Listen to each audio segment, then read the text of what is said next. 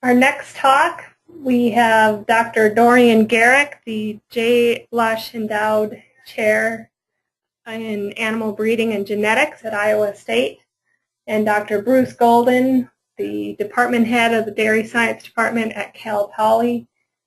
And these two gentlemen are working together to revolutionize the software involved in genetic prediction and also the methodology in genetic prediction, especially when we're dealing with such large numbers as the DNA technology has developed. So Dr. Garrick and Dr. Golden will present the future of genetic prediction, the quantum leap. Get implemented, where we're at in the near term. I'm going to talk about hardware, software things. What to talk about?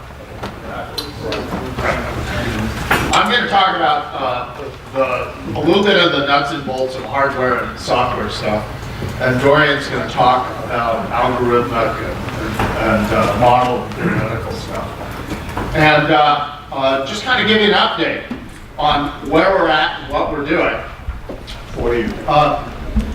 We call the I'm a software geek, so I love this stuff, and so it's not very visual. It's a lot of ones and zeros and numbers and things, but it's stuff I live for. You know, I get up at 2 in the morning and I bang code for 10 hours straight getting this stuff working. We call this application BOLT. It's bioinformatics. Biometry Open Language Toolkit. And it's a different kind of paradigm than what you're used to for your software. So right now what you have is a very good but legacy program for calculating EPDs in the traditional way. It's, is it 20 years old, the software? Last upgrade is 97. 97, yeah, so not quite 15 years old. It was built around the hardware capability and the knowledge we had and the programming techniques and technologies and languages that we had at the time. And things in the computer industry, I don't have to tell you, have evolved so much since then. And one of the features of including genomic information, genetic marker information into a genetic evaluation is the just the compute requirements, the number of computations that have to be done in order to produce EPDs using this information. It goes up multiple orders of magnitude, a lot. And I'll show you a little bit about how much computation it takes to do one of these things. And so the computer software, the computer environment, the types of computers and the way that computers work 15, 20 years ago when the software was originally developed just wouldn't work for handling this huge amount of information that comes out of even where you're at now with 30,000 animals have a phenotype. The other problem is we have access to very, very powerful hardware that could do these things at scientific computing centers. I'll show you a picture of one. They're very expensive. Very, very expensive to own, operate, or even to acquire time on. And so we looked at the problem and we said it's twofold. First of all, we've got to figure out algorithms and software design that are tractable, and then we have to make them work in relatively affordable equipment. You guys can't spend millions of dollars like they do on modern supercomputers now. And we started looking at what was available there, and it's not just us. A lot of scientists in a lot of fields have discovered this. And this technology comes from, believe it or not, computer gaming. Guys who sit in their mother's basements and play these games, these real-time internet-based games where they shoot them up. Anyone ever play it, like Ghost Recon or World of Warcraft? Come on, admit it, you got it. Yeah, exactly. You've got an Xbox at home or a PlayStation 2. They all have versions of these things, and they all have kind of cloned derivatives of this hardware. When I'm talking about is a whole different, so like an X Station or a Xbox or a PlayStation 2, this is a whole different level. The guys who do this stuff, first of all, a new release of one of these games, like Ghost Recon, comes out on a weekend, they'll sell $200 million worth of these things. I mean, this is like movies coming out now. And so companies have come into the marketplace to take advantage of the billions of dollars that these gamers are putting into purchasing this stuff to make these things work and go in real time, nearly as good as if it were, indistinguishable from real life. And one of the companies is a company called NVIDIA that makes, this is an NVIDIA card that pops into a computer to drive these games. And it just connects to a display, and it does these computations that so quickly to make this thing look like it's a movie, and people can move around in these games, and it redraws these things in real time. Well, a lot of scientists have started to discover that those cards, those compute boards that NVIDIA makes, are just, all they're doing is large numbers of computations very, very, very quickly. And I'll show you how quickly we can do it. So that's one of the things we leverage from the gaming industry, is using what are called graphics processing units. These things that just games run, these high-end games run very quickly on. Another thing is our computers internals, the thing called the motherboard. You get a PC at home and you run your spreadsheets and things on. They aren't exactly the same. They're much different, but they're built a little harder. They're designed to take a bunch more heat and a bunch more voltages. And you do things like, here's just some pictures of some Intel processors, very similar to what you might have in your home computer, except Intel makes a whole version of all these things called a K. And they're designed for these gamers to put into their machines. You add a water cooler on top of it, you put one of these high-end motherboards, some fast RAM, and a K processor in it. And Jimmy and I were talking about, I was sitting there thinking about it, Jimmy, it really is like taking a vet and adding a supercharger onto it, maybe alcohol fuel mixture in your car. It really is, it's the same kind of thing. There's this whole set of hardware out there, a little more expensive, but not that much more expensive, that can make these things run like supercomputers. Here's mine. Dorrian's got one of these too. His is even hotter. So you can see, I've got actually 3 of these little cards, these gamers cards in it here, 3 different ones. You just pile up more cards in it if you want more power. I got my water cooler right there. It's liquid cooling the CPU down there. I've got a real fast gamer's RAM. It's called a Rampage. The motherboard's a Sabertooth. This machine was really built for gamers. This is not a technology that only we're using. So what's happened now is companies like Cray and IBM and others are taking now and taking these things and multiplying them. So here's the Oak Ridge National Labs, the big nuclear lab, has just taken and basically repeated that. I think it's 10,000 times. So there's 10,000 in their supercomputer, the Titan. They've just repeated 10,000 of these gamer machines, basically. It's that. And so it's become a mainstream kind of approach to problem solving. And it's relatively inexpensive. This machine's less than $5,000 configured this way. And it's a beast. I mean, it's much more powerful, runs all kinds of parallel jobs that allow us to actually do these kinds of computations that we need to do. So the major features in this software, the secret is parallelization. In other words, not just doing one thing at a time. So your existing software does one computation at a time, basically, and moves to the next one, and the next one, and the next one, until the job's done. Well, these computers, these game computers, have the ability to do multiple levels of parallelism. So it can do, if it has to multiply 2 numbers together the same way, millions and millions of times, it can do it all at once.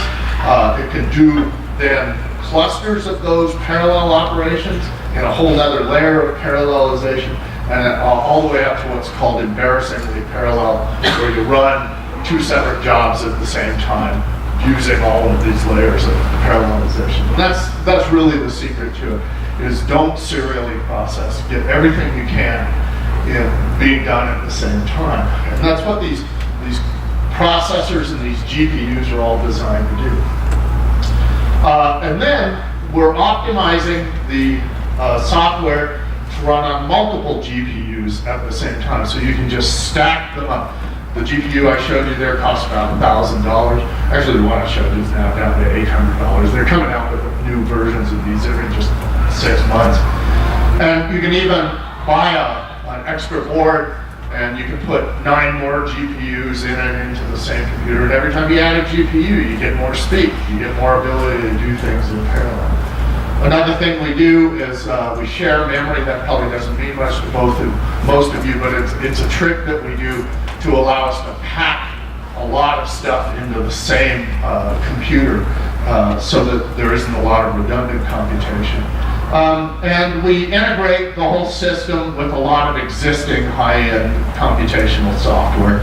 And we make it so that it is a relatively simple, what's called an API, an application programmer interface. It's easy for non-computer programmers, but say an animal geneticist like Wade's staff or someone, to make changes to it, to enhance it, to add new feature into it.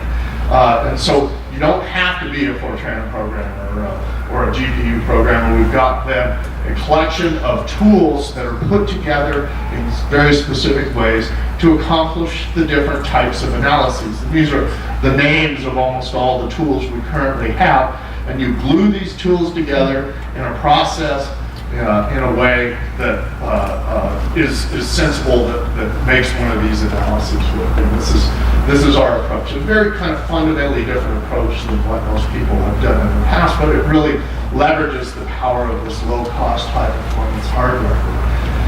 So, for example, what's this do for us? Well, if you think of the genetic evaluation process as being a 2-step process, it's more than that. It's a little more complex, but not much.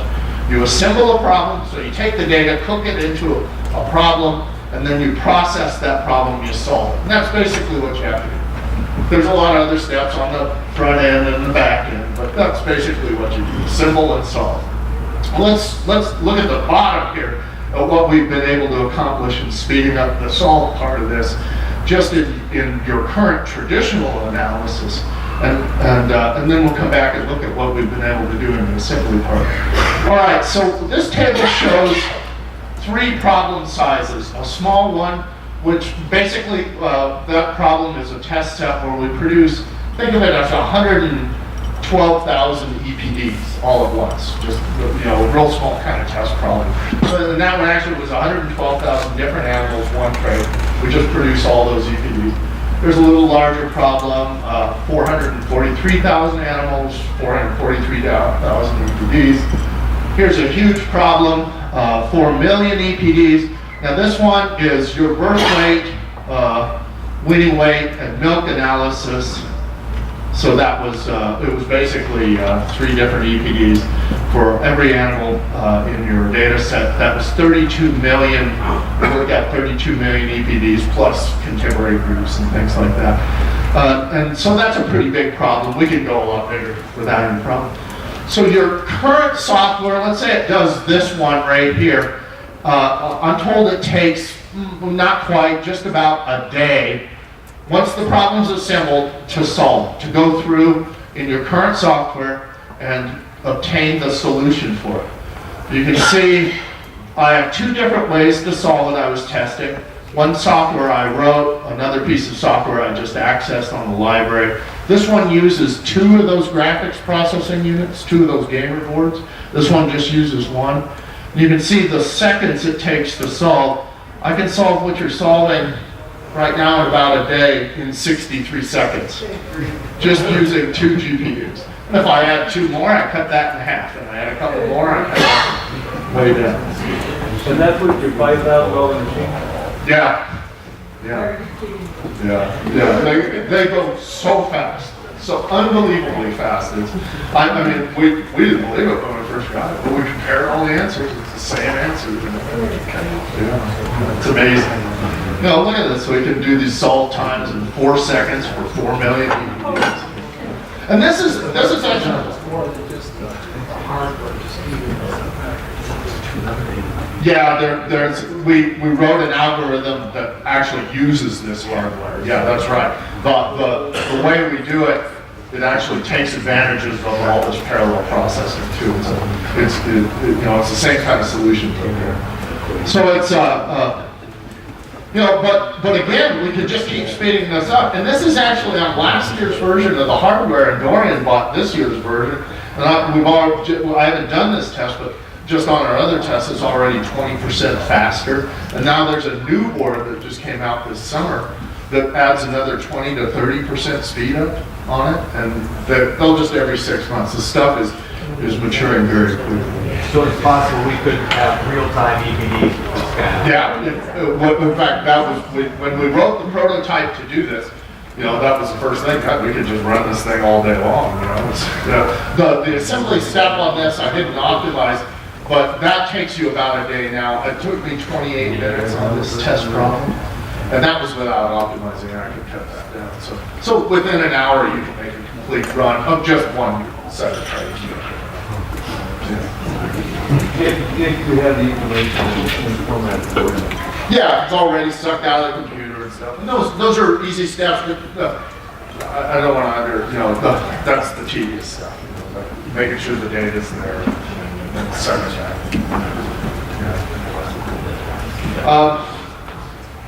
Okay, now, so that's without genomic information. Now, once you have genomic information, we have a whole new set of algorithms and approaches.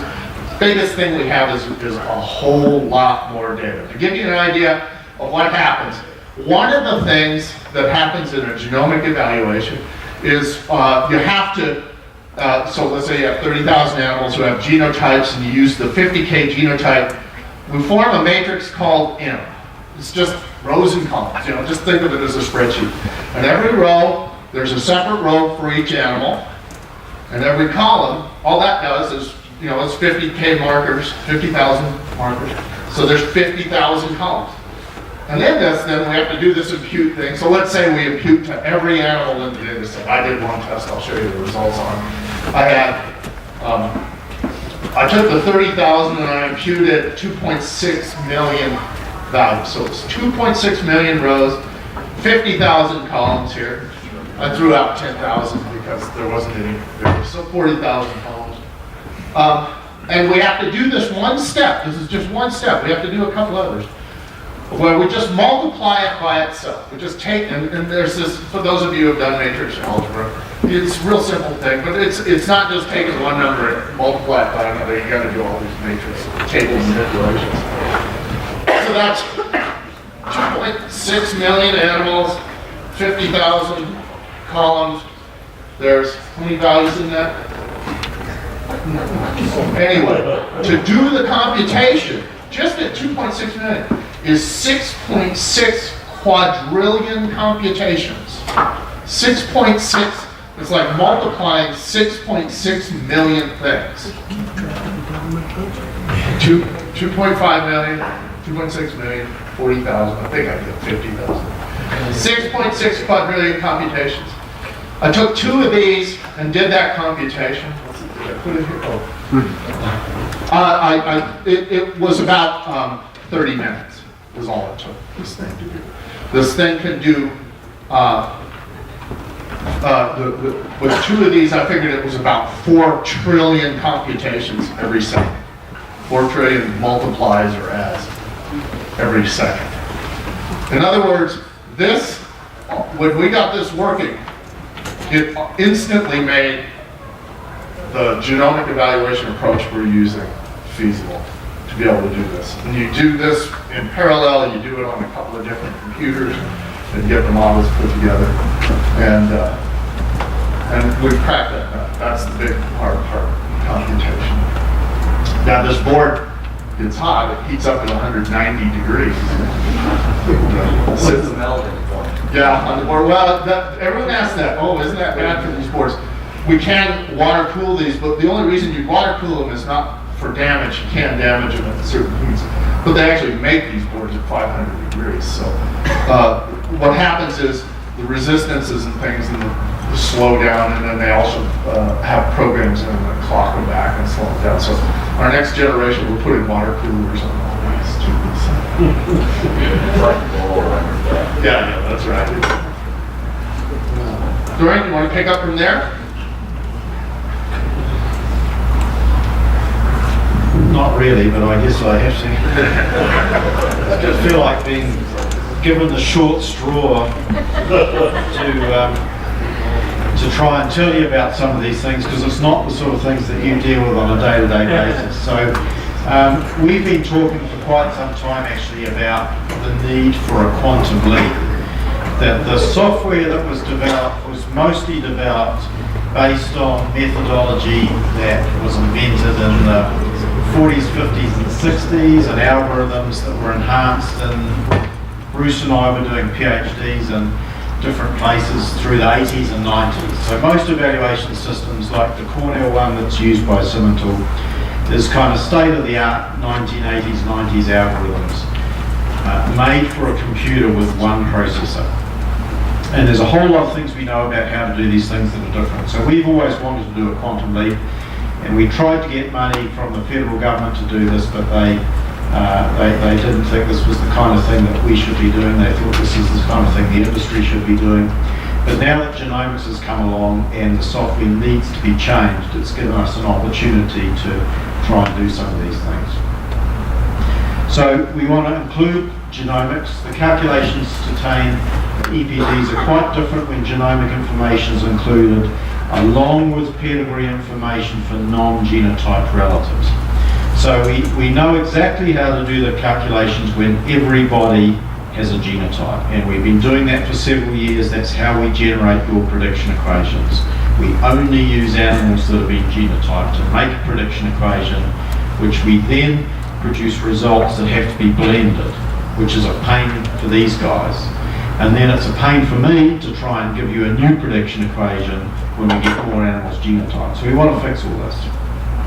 So Bruce showed you some equations, and this is a kind of equation that Bruce and I cut our teeth in our student days. But all this says is phenotype equals genotype plus environment. And this set of equations here was invented by a PhD student at Iowa State during his PhD. It took quite a few years before it got published, and were able to prove what the properties of those equations were. But it took the whole world over. This is what any animal breeder around the world, or plant breeder, and even now people in human personalised medicines would recognise these equations. And this thing here is a vector that contains herd effects, sex effects, age of dam effects, all those nuisance things that change phenotype that we need to take account of to rank the animals. And this vector U has got all the EPDs in it. And this thing here called A inverse has got all the pedigree information. So if you actually look inside the hood and see what goes on there, the EPD of an animal is actually calculated behind all those matrix equations in a way that should make sense. You have one piece of information, which is the parent average EPD. So we expect an offspring to inherit the average superiority or inferiority of the parents, and that's what this piece here is. So we get some information about the EPD on the calf from the average of its parents. And then we get some information on the individual based on its own phenotype, adjusted for herd and year and sex and date of birth and all those kinds of things. So we have two sources of information to put together. And then if the animal's got offspring, we've got information on the EPD of all the offspring, adjusted for the merit of the other parent. Because sometimes, a good bull's only made into good cows, so you can't just look at the offspring. So if you actually look, the way every EPD is calculated, the way the system works now, is you combine parent average with the individual information with any offspring information. And the three sources of information are weighted in a best way, which puts just the right of emphasis on the three sources. So that's what your system does. So if we were to look at a pedigree, you're used to looking at a pedigree where you have one animal and it's two parents and it's four grandparents and so on. But if we put the whole pedigree together, this is what it looks like. So if you look at any one animal like this one here, it's only ever got two parents. Although occasionally on the database we see ones that seem to have one parent and their sire and dam is the same animal, and there's all kinds of other things that you guys send in. We have the father is a female and the mother's a bull and all sorts of, all after them. But this is what it looks like after you fix all your errors, the 1 in 100 little numbers you get messed around the wrong way. So if we look inside this pedigree and look at a particular animal, it looks like this. Here's the individual. It's got exactly two parents and it's got perhaps a number of offspring. So when we come to do the evaluation, those fancy equations, all they're doing is dealing with that little trio there of the parent average, the individual and the offspring. And so as you go through time, when a calf's born, then immediately we can get an EPD using only the parent information because that's all that's there. And then when the animal gets a bit older and you measure some things on it, then the equation uses the two sources of information and it puts a bit more weight on what comes from the own phenotype and a bit less on the parents. And then when it gets some offspring, it uses the parents, the individual and the offspring. And as it gets more and more offspring, more and more of the information comes from the offspring, the progeny test, until ultimately that's all that's there. And what happens as you do that is the accuracy goes up and sadly the age goes up. So by the time you know accurately how good it is, particularly for a trait like stayability, it's one of those bulls that Matt talked about with the generation intervals that are way too much, right?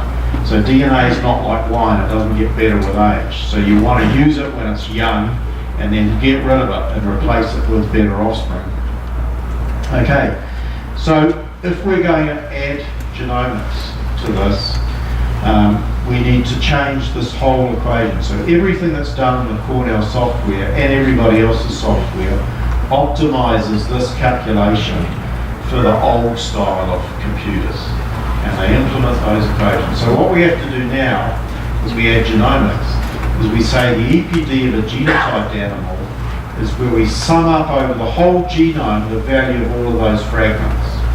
And the EPD of a non-genotyped animal, we have the three sources, the parent average, the individual and the offspring, but we only use the non-genotyped ones, and then we add another source, which is the EPD of all the genotyped relatives.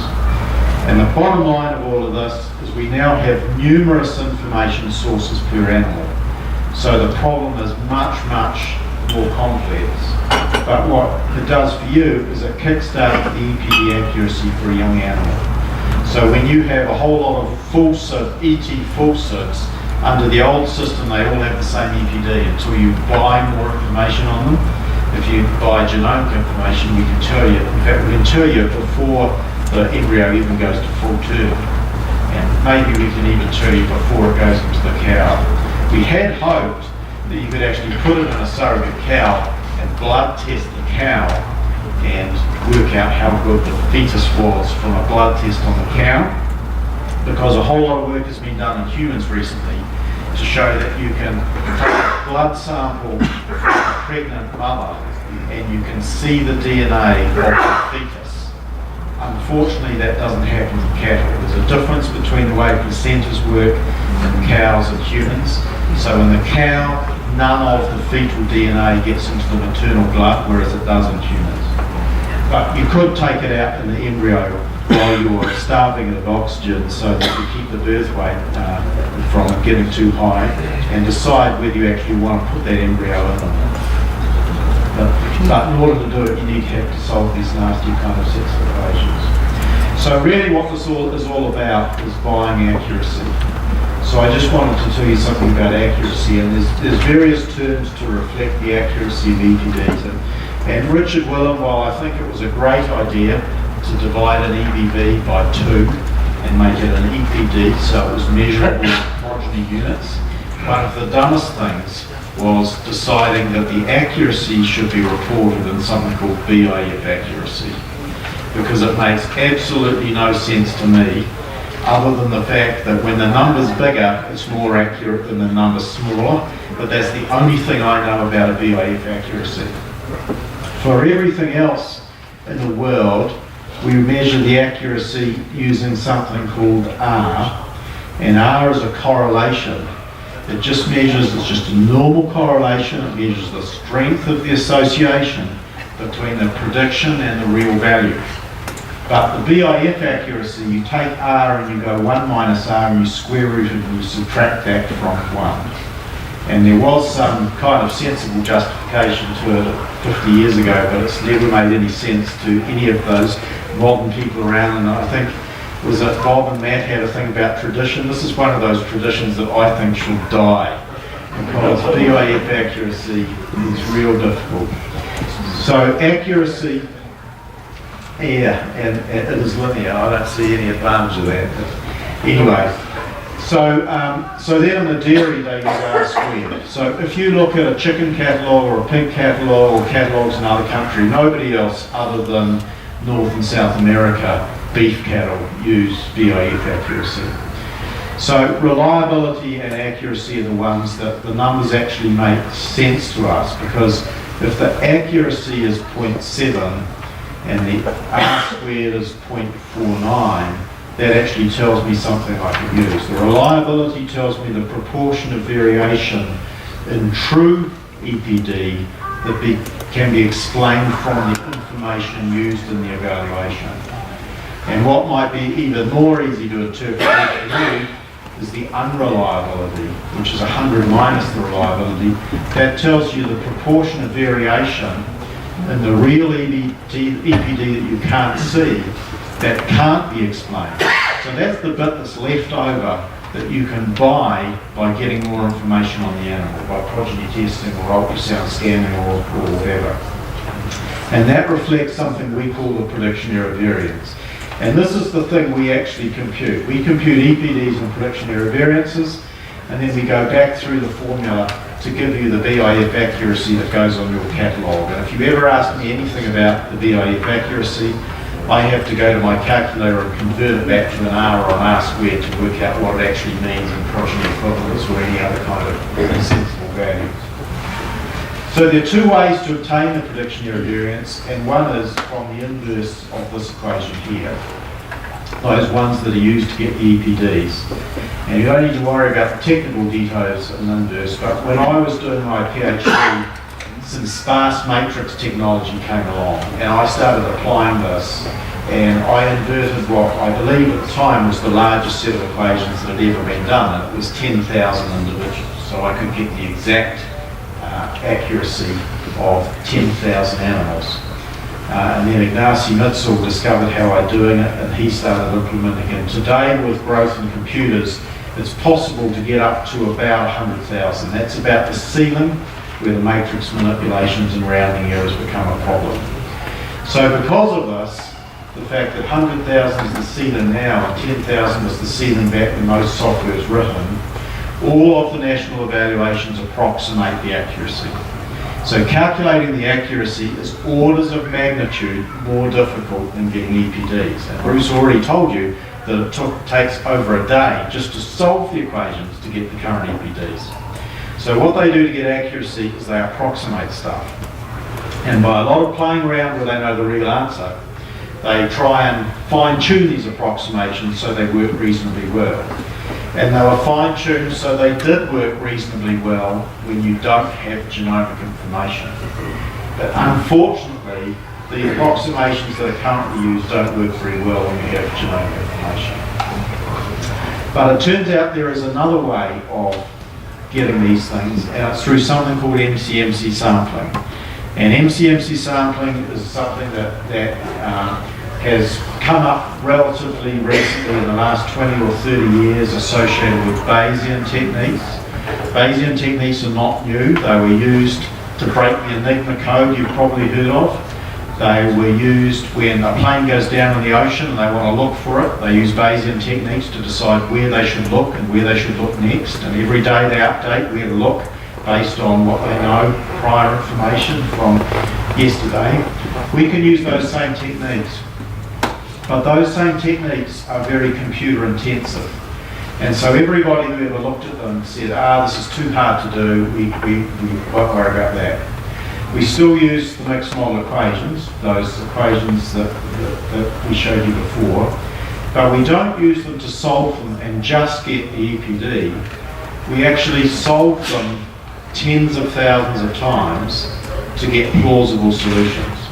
So the current evaluation, you run it, and after 24 hours it says, here's the EPD of a ball that combines those three sources of information.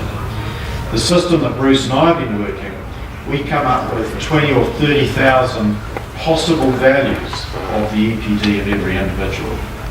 And if the individual is reliable, then almost every one of those answers are the same. But if the animal does not have any much information, then there is a big range of them.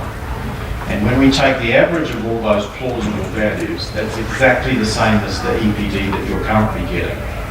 But when we look at the spread of the values the animal could have, given all the information we've observed, that is the prediction error variance, which gives us the proper reliability. So we have been using this technique as part of the bulk tools that Bruce mentioned.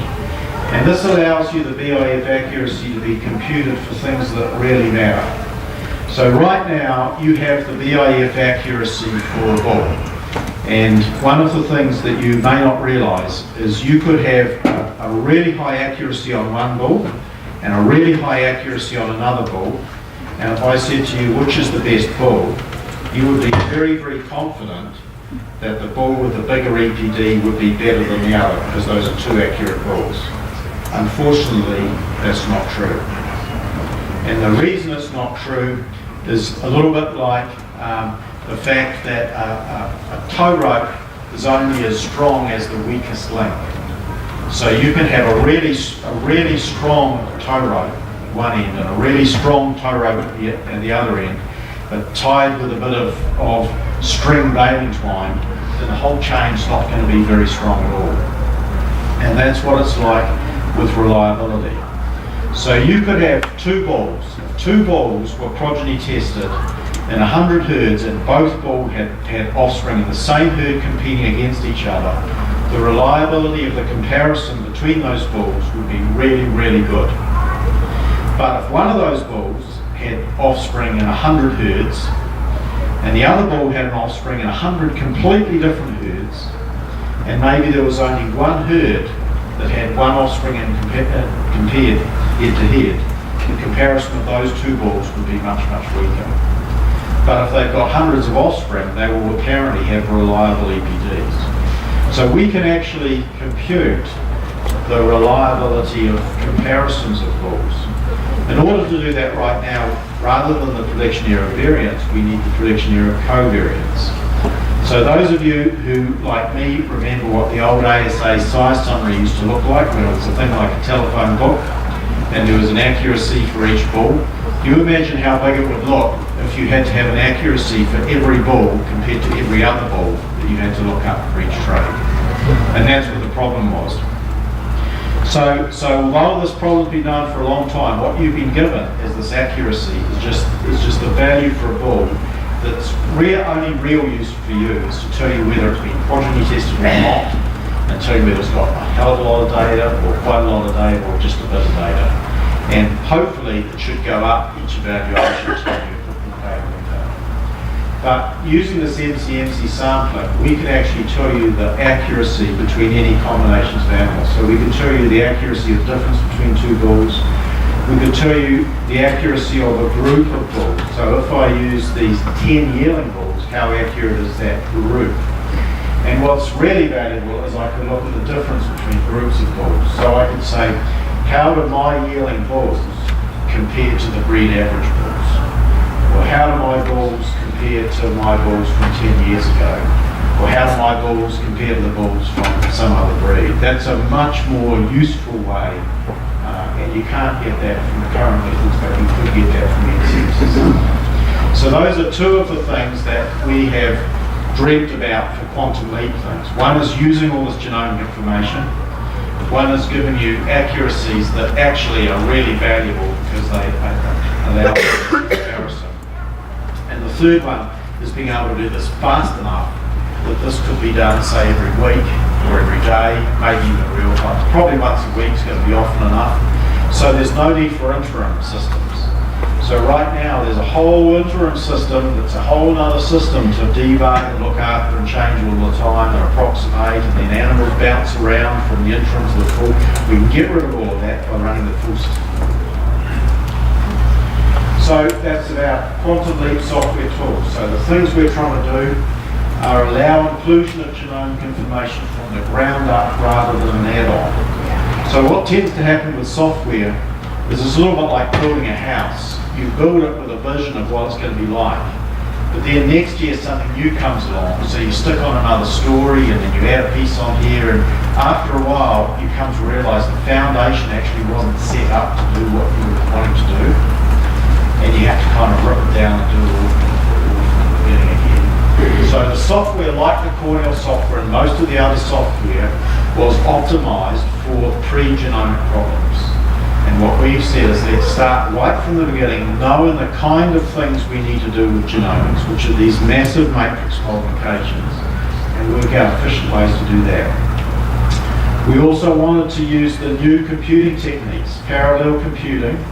So a few years ago, they made computers faster by making the processor get bigger. It's like putting more gas into your car. But what that meant is it heated up more.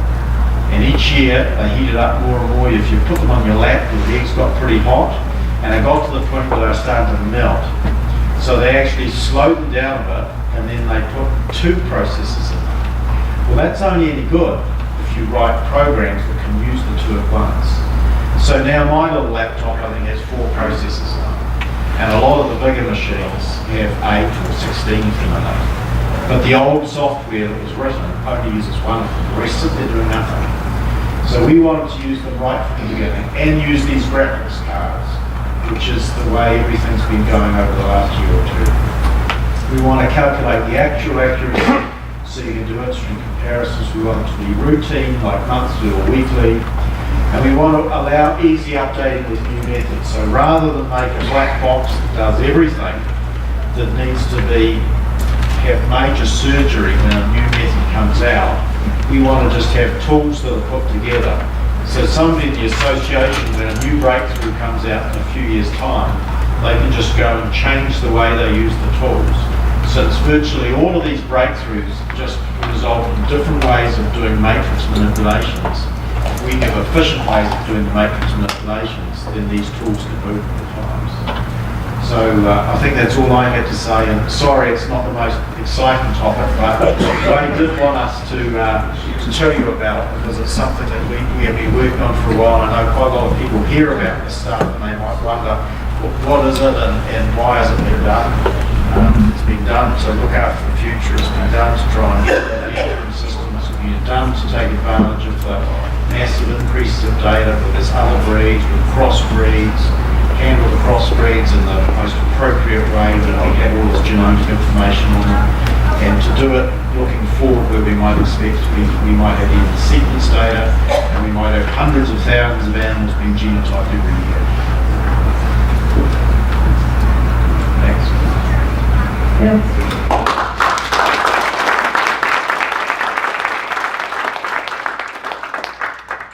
So Dorrian and Bruce, you've laid out this sort of green deal that you're at the beginning of. Figure out how to do it, and it's possible to do it. And you can do it right now. What does it take to get from where we are to actually implement it for our multi-breed evaluation with all the stuff we need? Excellent question.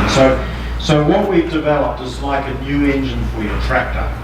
So we've got it sitting there on the concrete workshop floor, and we can look at it, admire it, and photograph it, and show you how cool it is. But it actually has to be plugged into the transmission, and it has to be plugged into the steering wheel and everything else in the cab. and that is for these guys. And so it needs to be, unlike Selection Index that took 50 years, we need them to fix it up in the next 6 months. So what they need to be doing is pouring the pedigree, pouring the phenotypes into the new system. We already have the genotype part looked after, and then what comes out of it needs to go into the database and be massaged. So the part we're working on is just the engine part. There's a whole lot around it, the controls and ins and outs that Wade and Steve and Lauren and his team need to be looking after. My question should have gone to Wade, right? So yeah, hopefully I just deflected it that way. By the way, he was moving from one butt cheek to the other. I guess.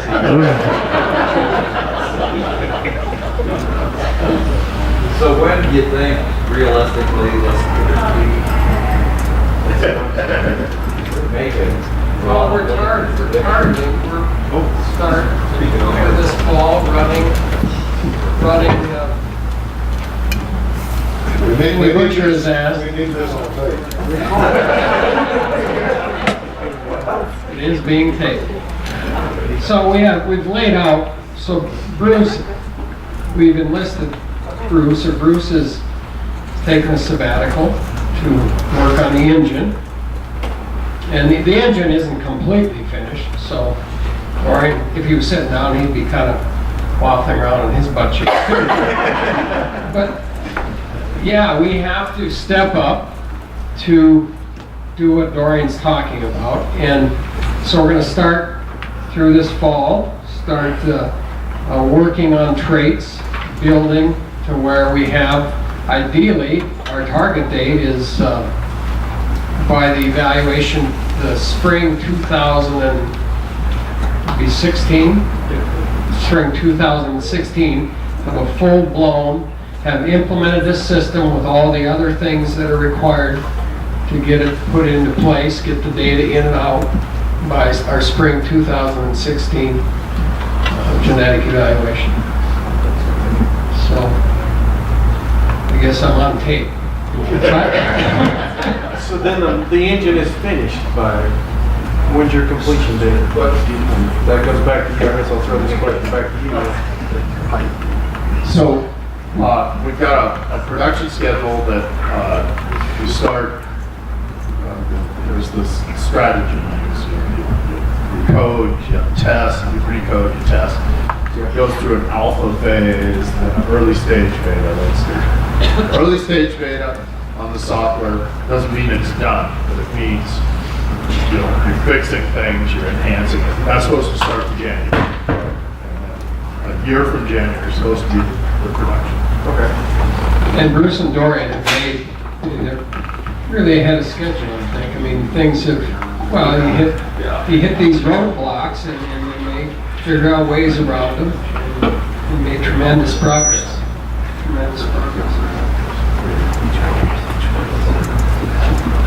All right, that's what the cost on this is. The cost is, we're actually, years ago, or a while ago, I was always trying to pull both of these guys into being more involved in our genetic evaluation system. And Dorrian, I really got serious one time, and Dorrian said the only way I'd be interested is if we made this quantum leap. And at that time, the talk was, well, okay, it's going to take a long time, it's going to cost a lot of money. But then this other guy over here, Bruce, who I'd been kind of pestering quite a bit for a while, and he was last fall. Dorrian happened to be here in Bozeman last fall, and we were talking to Bruce, and things just kind of came together, and Bruce was willing to take a sabbatical, and the cost is we're $200,000, or well, we have a budget for $250,000, and that is for what is being done here. That's peanuts. I mean, I'm very frugal, so $250,000. But for what we're getting, that is a bargain. That is a bargain. So. And somewhere about what, if I remember correctly, what we paid when we had the DHIA, or the data that we, or the way back the very early Sire model we used, maybe, when, was it Miller? 10 years ago. No, 15 years ago. That would have been, well, we did the last time we had a major upgrade to software, we had Kurt Cly, who, Steve remembers all this stuff, I don't know why I'm even talking, because he knows. But 97 would have been about when Bert Clyde did the major, well, he did the multi-breed, so it was the last major upgrade. We've done upgrades since then. I mean, we've done tweaking here and there. And I don't know what the cost was. $80,000. And that was not nearly as revolutionary, I don't feel, as what we're looking at now.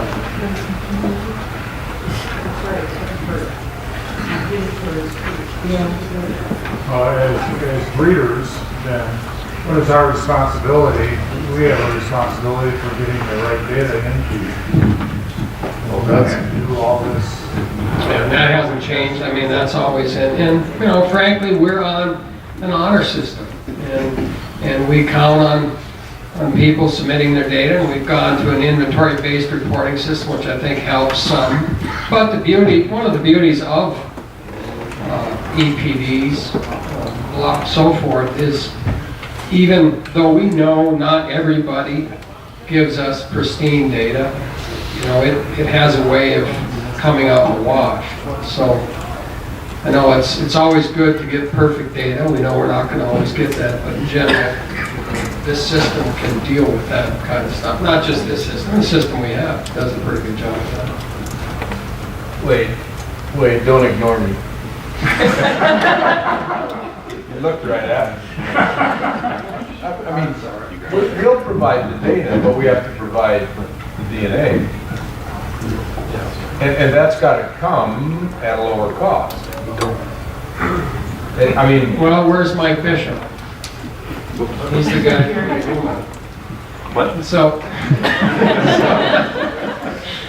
there's always, obviously, as technology moves along in that area, we're going to see lower costs. Willie would like us to provide to him at below cost, but yeah. So Dorrian's going to talk to that. But obviously, as we talked last night in Marty's deal, you know, as the price goes down, we're going to see more widespread use of DNA of this technology, this data. And that was one of the things that really concerned us, because with the system we have, you know, we're limited because, well, for one, like Bruce and Dorrian had mentioned, we have a pretty powerful computer, but the software that we had only was using one processor. I mean, you can see Steve would talk about how, you know, only one processor would light up, even though the thing was chugging along. So now, with the software that these guys are writing, and then we'll utilize, you know, a similar hardware configuration, you know, we'll be able to handle it. And frankly, we were just counting the days when it would get to be where we just couldn't handle it. But if you want all of our data, you want all of our DNA. And correct. You don't want 20% of our DNA, you want all of our DNA. And in order to do that, you have to accept that with the fact that we can only afford to send so much of it. Right. So Willie, the thing you have to realise is it's incredibly dependent on economies of scale. And I think the price for a 50K chip was something like $150 an animal. And at the time I was saying, to get started in this business, you need 1,000 individuals to start your training population. So that's an investment of $150,000. And I happened to be on a scientific advisory board with a company that was doing a lot of genotyping. And in that advisory board, I discovered that they were paying an awful lot less than $150. But the thing is, $150 was where you sent in one sample on one bull and you got back the genotypes. And the company I was dealing with was sending in lots of 10,000. And they would say, over the next 12 months, we'll send in 30,000, they'll be coming in groups of 10,000, they can get this lower price. So I went to the genotyping providers and said, if we could get the price that I know you could do it on, we could get good-sized training populations done in this breed. So can I buy a collective bargaining amount? And they went to their board, GenSec went to their board, and they agreed. And they gave us half the price that it was at the time. So all of these breed associations got genotyping at half the market price. They got half what was being paid by the dairy AI companies who were sending them into small numbers in order to build up the economies of scale. But you have got a reasonable deal at the moment because the samples come in at one at a time, and it's a nightmare for GenSec. They get an envelope with a few loose hairs in it, and somebody's got to deal with that. If they get 100 coming all at once from one person, it's a whole lot easier than one. So if you could go in, so what did you say, you've got 350,000 registrations. If you could walk into GenSec or Illumina or somebody else and say, next year we are going to send you 300,000 samples, and we're going to they're going to be all labelled this way, they're going to come in this particular thing, what could the price be? You'll get it down to a lot less than it currently is. But it's a chicken and egg situation. You're not going to want to commit to that until you know the lower price and what the accuracy is. But there is the opportunity when you can guarantee the numbers in to get the price down a whole lot lower than it is now. But it probably is getting down around $25 is probably about the cost of production for some of these things being run. The Irish went in, I don't know if you've heard about this, maybe John Crowley will tell you about it, but recently they went out and they did 120,000 commercial animals in their beef cattle herds just the last few months. That's just their first phase. The next 3 or 4 years they're doing more than 500,000 more. Right, so the Irish have already committed to doing, I think collectively it's going to be almost 750,000 animals that they're going to do in their commercial herds to measure all of these maternal traits.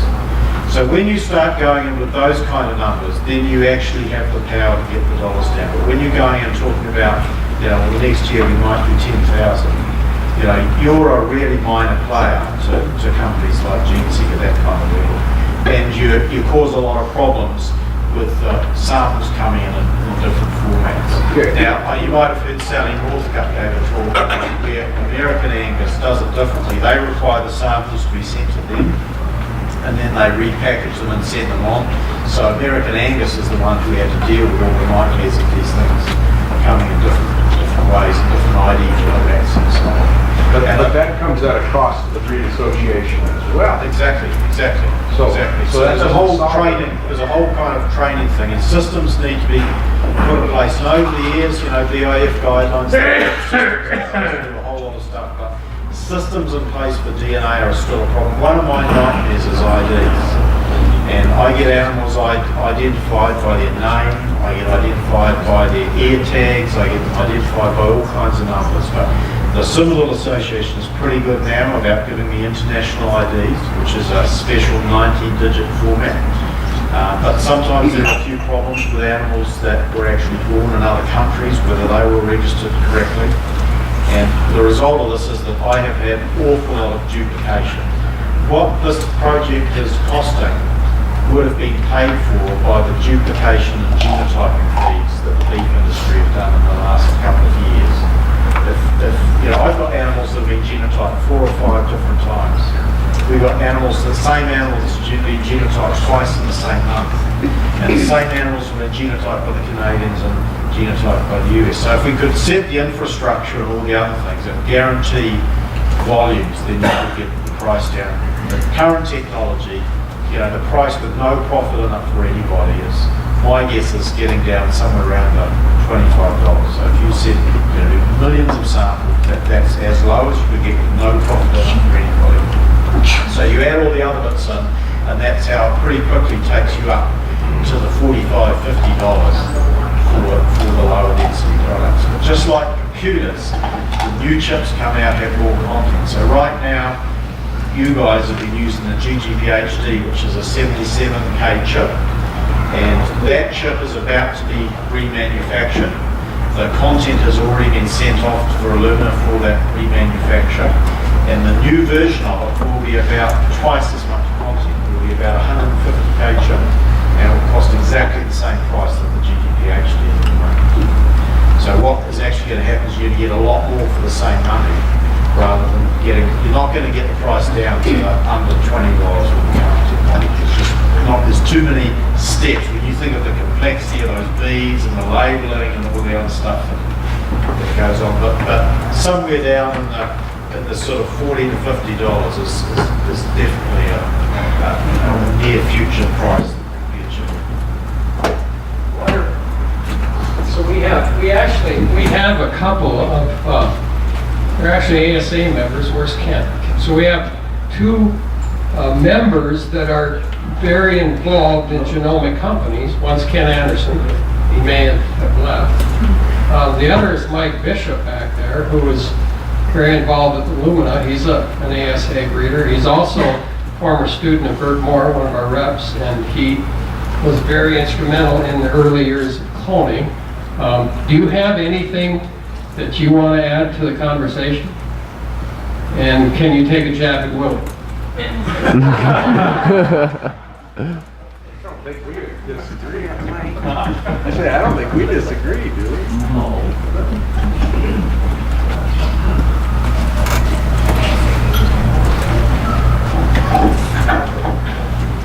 Thank you. Well, I think Dorrian summed it up pretty well, that volume commitment will drive that price down. And we're faced with that all the time. Many questions, and people want to see a $20 test and get all this information. And whenever we run the numbers and analyze what all the costs are to the service providers, and we don't know what all their costs are, like Zoetis and GeneSeq, we just know what our costs and what we commit to them, but they make volume commitments to us. But we know that they have a lot of expenses, and a lot of them are out of their control. We don't think about postage costs and things like that, which we can't control, and labor prices, things like that, that snip hair follicles. I challenged Jeremy Walker at GeneSeq. I said, you should video this process so everybody sees how many steps there are between the time you draw that sample, however you draw it, until you get to information, so everybody can see that it's a very complicated process, and it's an expensive process. I think in the future we'll see opportunities to drive the price down, but we're going to need to find a coalition effort to increase volume of the number of samples. And that's one of the reasons I came here, was to see what the conversation would be like, and hopefully after listening the last day is to sit down with Dorrian and some of the people here at ASA and see what we have to do to get that accomplished, so we can get that price down through volume commitment. So I think you'll see technology evolve over the next decade. My vision is that someday this technology will be in the hands of producers, where they can actually take advantage of their platforms on a computer or what have you, run the sample, put the information in the cloud, where guys like Dorrian and others can manipulate the data and then shoot the information back. That's somewhat of a decentralization mindset, but I think that speeds up the process, and it's a natural evolution of this technology. When that's going to occur, I don't know, but I can tell you that the vision is there, and we all know that if you can dream it, you can achieve it. So it will happen. And watching Bruce and Dorrian talk this afternoon about how fast they can spit out EPDs and how many of them they can do, well, it's just going to be amazing in real time, the information we'll be able to generate. So that's all I can say at the moment. But really, it's going to cost more than $20 for a while. 30's okay. 30's okay. Okay, let's take our speakers.